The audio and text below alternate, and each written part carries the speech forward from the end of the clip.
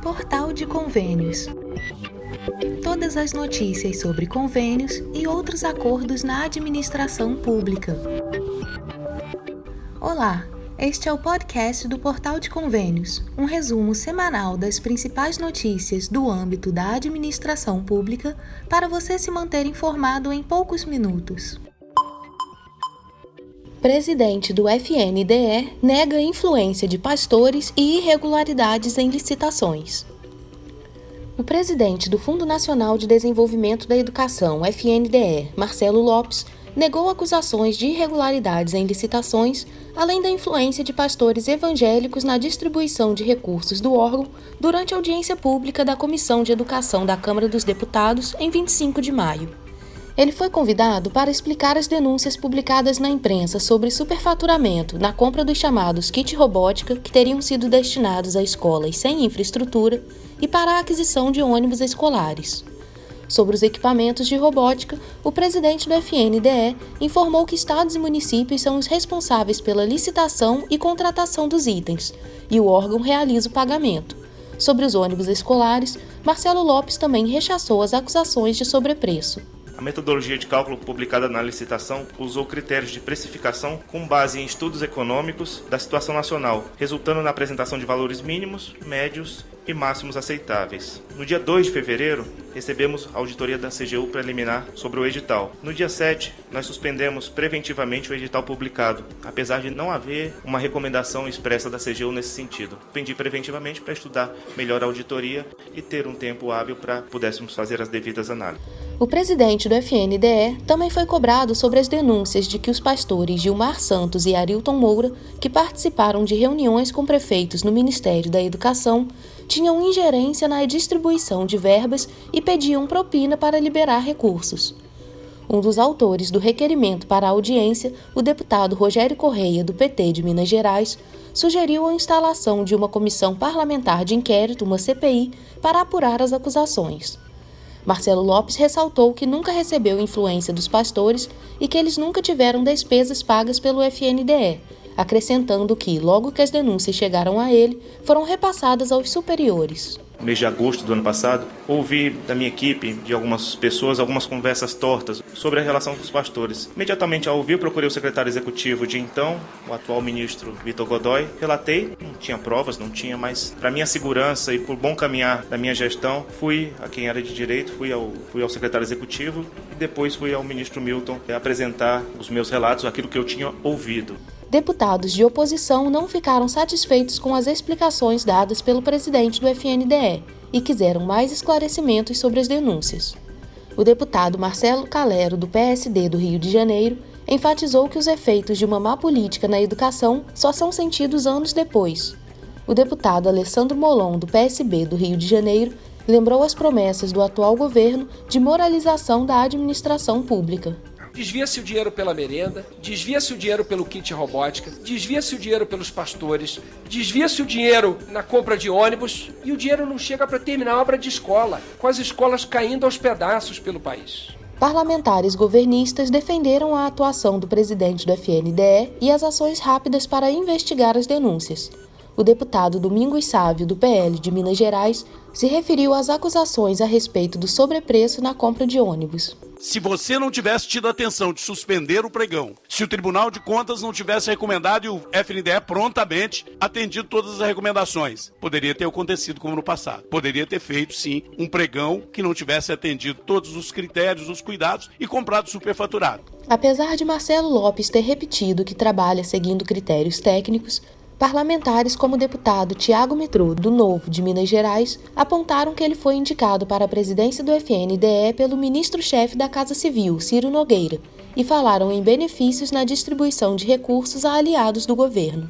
Me parece que a sua indicação não foi para atender uma demanda técnica, foi para atender necessidades políticas de lideranças que têm influência nesse governo, para que as suas bases eleitorais fossem beneficiadas em detrimento do restante da população brasileira. E o que eu pergunto, então, presidente, é: quais são as ações que o FNDE e a sua presidência têm tomado para que critérios técnicos de fato sejam tomados na destinação de recursos públicos? Na audiência, alguns parlamentares também reclamaram da dificuldade de fiscalizar a aplicação dos recursos e sugeriram mais transparência.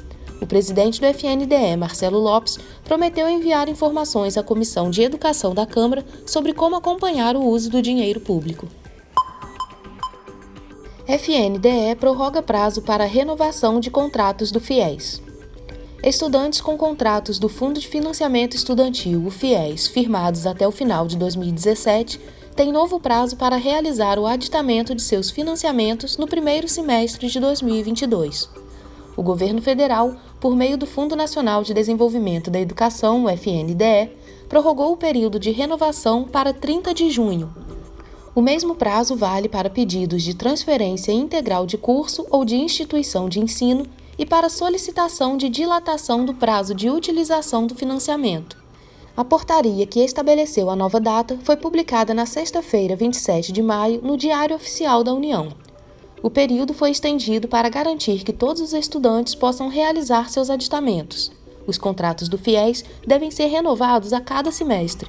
O pedido de aditamento é feito inicialmente pela Comissão Permanente de Supervisão e Atendimento da Instituição de Ensino Superior e, em seguida, os alunos devem validar as informações inseridas no Sistema Informatizado do FIES, o SIS-FIES. No caso de aditamento não simplificado, quando há alteração nas cláusulas do contrato, como mudança de fiador, por exemplo, o estudante precisa levar a documentação comprobatória ao agente financeiro para finalizar a renovação. Já nos aditamentos simplificados, a renovação é formalizada a partir da validação do beneficiário no sistema. Os contratos do novo FIES, concedidos a partir de 2018, têm cronograma definido pela Caixa Econômica Federal. Programa Calha Norte inspeciona obras em 26 municípios de Rondônia.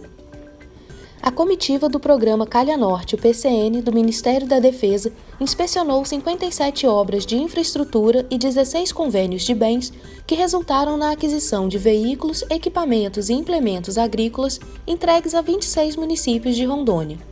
Entre os dias 30 de maio e 3 de junho, também foram vistoriadas 2 obras no município de Lábrea, no Amazonas. Os investimentos somam 86 milhões de reais. As vistorias incluem projetos de escolas municipais, praças, pontes, calçadas, campos de futebol, pavimentações, drenagens, eletrificações, quadras esportivas, centro comercial, iluminação pública, bem como veículos de carga geral, trator agrícola, caminhonetes, equipamentos de construção, entre outros. O diretor do PCN, General Biratã Pote, destacou a importância das vistorias das obras e a verificação dos equipamentos adquiridos. Segundo ele, o programa tem hoje 44 engenheiros trabalhando para que as obras sejam entregues o mais cedo possível. Ele afirma que esse é o propósito do PCN, fazer o convênio andar rápido, de modo que a política pública seja entregue mais cedo possível à população que precisa.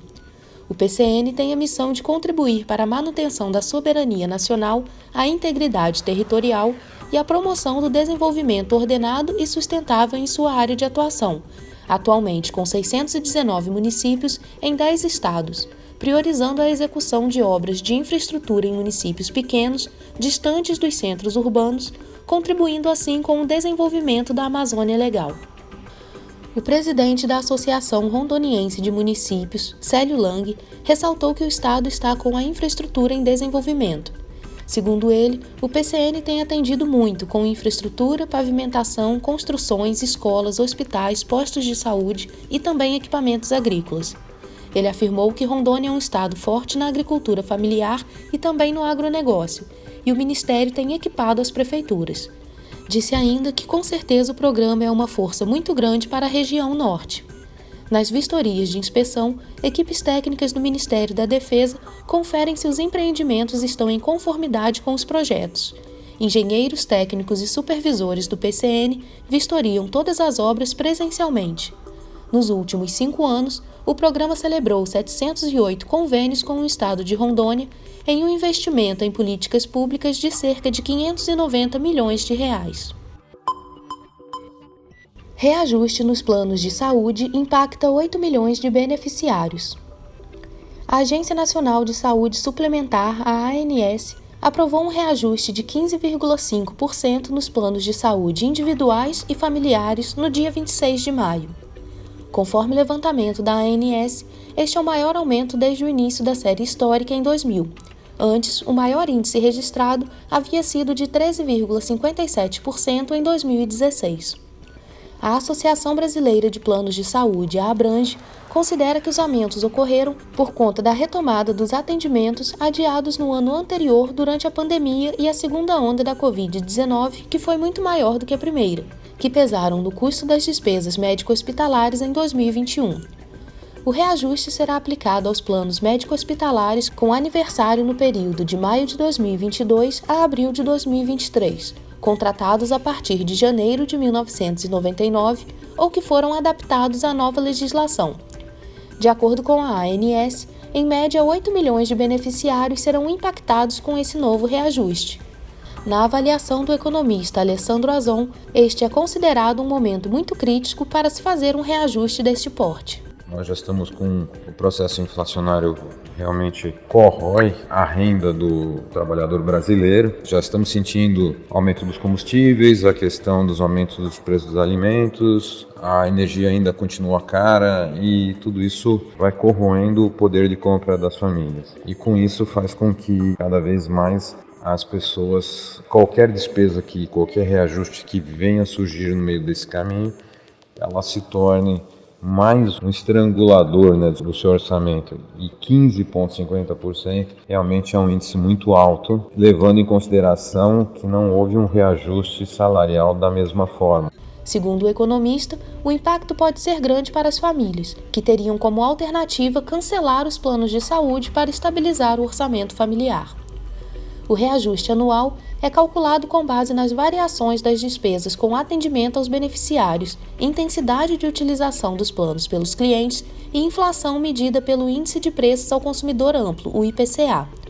Após o cálculo e a definição do índice pela ANS, o reajuste é aplicado pelas operadoras a partir da data de aniversário do contrato, ou seja, no mês de contratação do plano. Novas regras para o registro em cartórios foram aprovadas pelo Congresso. A Câmara dos Deputados aprovou na terça-feira, 31 de maio, a medida provisória 1085 de 2021, que estabelece novas regras para o registro de títulos em cartórios, disciplinando um sistema eletrônico desses registros com conexão entre todos os ofícios do país. O sistema centralizado estava previsto desde 2009 na Lei 11.977 de 2009 e permitirá a prática de atos e negócios jurídicos com o envio de documentos, títulos e certidões em formato eletrônico, inclusive de forma centralizada. É o chamado Sistema Eletrônico dos Registros Públicos, SERP, que conectará as bases de dados de todos os tipos de cartórios e será implantado e gerenciado pelos oficiais de registros públicos de todo o país por meio de uma entidade civil de direito privado sem fins lucrativos. Essa entidade seguirá a regulamentação da Corregedoria do Conselho Nacional de Justiça, o CNJ, órgão ao qual a Constituição atribuiu a competência para regular os serviços cartoriais. Entre os objetivos do SERP listados pela medida provisória estão viabilizar o registro público eletrônico dos atos e negócios jurídicos, o atendimento remoto aos usuários de todas as serventias dos registros públicos por meio da internet, a recepção e o envio de documentos e títulos, a expedição de certidões e a prestação de informações em formato eletrônico, a visualização eletrônica dos atos transcritos, registrados ou averbados nos cartórios, o intercâmbio de documentos eletrônicos e de informações entre os cartórios e os entes públicos e os usuários em geral, a consulta às indisponibilidades de bens decretadas pelo Poder Judiciário ou por entes públicos, a consulta às restrições e gravames sobre bens móveis e imóveis e a consulta a títulos de dívida protestados. O SERP deve ser implementado até 31 de janeiro de 2023 e ser capaz de fornecer informações de maneira segura sobre garantias de origem legal, convencional ou processual, contratos de arrendamento mercantil financeiro e cessões convencionais de crédito. A partir dessa data, os oficiais de registro estarão dispensados de imprimir certidões civil ou de títulos que deverão ser fornecidas eletronicamente e com o uso de tecnologia para o próprio usuário imprimi-la. Deverá ainda contar com identificação segura de autenticidade conforme critérios do CNJ. A medida provisória cria o Fundo para a Implementação e Custeio do Sistema Eletrônico dos Registros Públicos, o FIX, que contará com contribuições dos oficiais dos registros públicos, segundo o regulamento da Corregedoria do CNJ. Entretanto, se os oficiais dos registros públicos desenvolverem e utilizarem sistemas e plataformas interoperáveis, ficam dispensados de contribuir com o fundo. O plenário aprovou todas as 15 emendas do Senado ao texto do relator, deputado Isnaldo Bulhões Júnior, do MDB de Alagoas, incluindo várias mudanças na legislação sobre registro de imóveis e registro civil.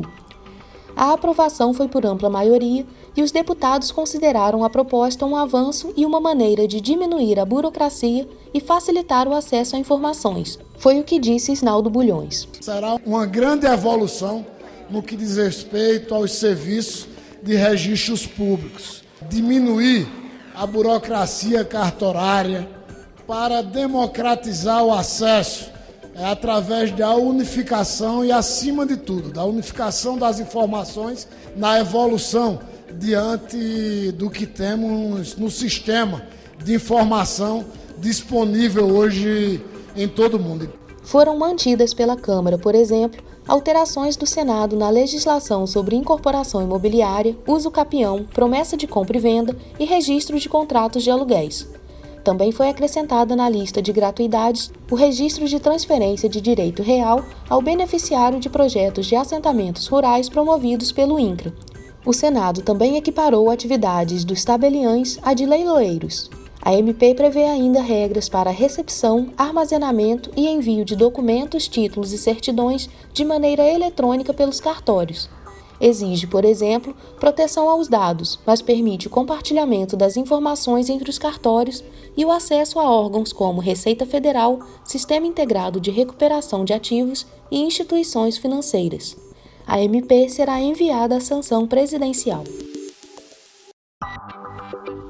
Você ouviu mais um podcast do Portal de Convênios, te atualizando sobre projetos, prazos e ações em administração pública.